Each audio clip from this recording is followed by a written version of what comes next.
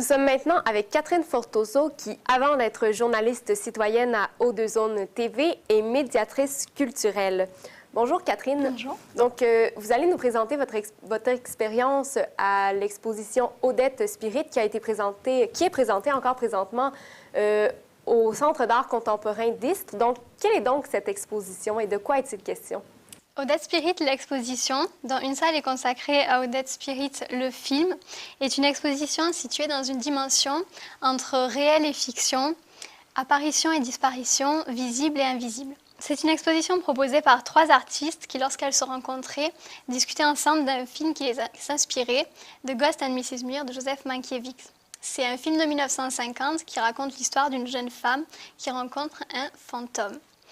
Et donc, elles ont eu l'idée de produire elles aussi un court-métrage, un remake, et c'est aujourd'hui chose faite. Lorsque le Centre d'art d'Istres a invité Virginie Barré, elle a sauté sur l'occasion et invité à son tour Florence Paradise, photographe et vidéaste, et Claire Guézingard, écrivaine. Donc, partie d'une invitation pour une exposition monographique, le Centre d'art d'Istres propose finalement une exposition qui est un projet hybride et complémentaire qui s'appelle Odette Spirit. Et qu'est-ce qui vous a plu dans cette exposition? Alors, ce qui m'a plu, c'est la capacité qu'elles ont eue à créer un univers, un monde parallèle. C'est de par le contenu des œuvres et de par la scénographie.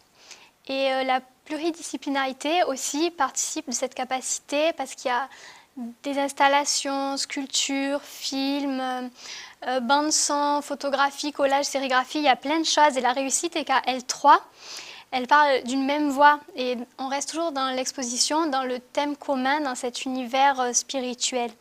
On est en immersion totale, c'est ça qui me plaît. C'est une exposition déboussolante. Parfait. Donc, si je comprends bien, il est un peu question de spiritisme.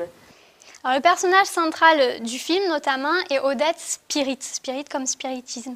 Et le spiritisme est bien un des axes moteurs de l'exposition. D'ailleurs, la première œuvre présentée est un chaman en résine qui nous introduit tout de suite et de manière assez forte dans le monde des esprits et dans l'univers un peu étrange. Oui. Voilà.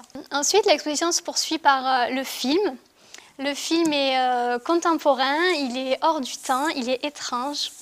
Il n'y a pas de dialogue, mais il y a quand même des textes, des mots, des écrits qui sont très importants. D'ailleurs, l'élément principal du film est un O, pour lequel va partir à l'aventure Odette. Donc ce sera une lettre, ce sera une bouée, ce sera un donut. Bon, c'est assez drôle. Le film est très plastique. On voit qu'il a été tourné par des plasticiennes. Il y a de l'humour, il y a du second degré, il y a des clins d'œil. Et il rafraîchit l'atmosphère. Alors oui, on parle d'une revenante, oui, il y a du spiritisme, mais c'est drôle et c'est vivant. Et je vois qu'il y a plusieurs raisons d'y aller. Est-ce qu'il y en a d'autres? Il y a 2 bonnes raisons d'y aller. Déjà, ce qui est sûr, c'est que le pari est tenu. On s'attend, en y allant, à découvrir une exposition, un vrai univers. Et c'est le cas, la transe, qui est le thème principal de l'exposition, est petit à petit distillé dans le visiteur. Et il en redemande. Donc ça marche bien. Par exemple, petit effet simple, les pièces sont toutes noires. Quand on rentre dans une œuvre, il fait noir. Dans une salle. Quand on rentre dans une salle, il fait noir. Et à l'approche du visiteur, paf, l'œuvre s'éclaire. Rien que ça, c'est simple, c'est efficace. Et ensuite, le fait que ça soit accessible. Parce que l'œuvre de Virginie Barré est facile à appréhender pour tout public. Et ceci dit, elle est pleine de références, de clins d'œil à l'histoire de l'art, au western, au film, beaucoup de cinéma. Ça fera plaisir à l'initié et ça sera quand même compris par l'amateur d'art lambda. Voilà. Et est-ce que, malgré tout, il y a certains points négatifs? Alors, si je devais dire un point négatif, disons que l'exposition se veut être minimaliste. Et elle est minimaliste. Donc, il n'y a pas beaucoup de pièces proposées. Peut-être on aurait aimé en voir un peu plus. Parfait. Merci, Catherine. Donc, c'est jusqu'à quand? Jusqu'au 12 janvier, on peut visiter l'exposition au Centre d'art d'Istres. Et je voulais juste remercier Catherine Soria, la directrice artistique, pour son accueil et sa disponibilité. Merci. Merci.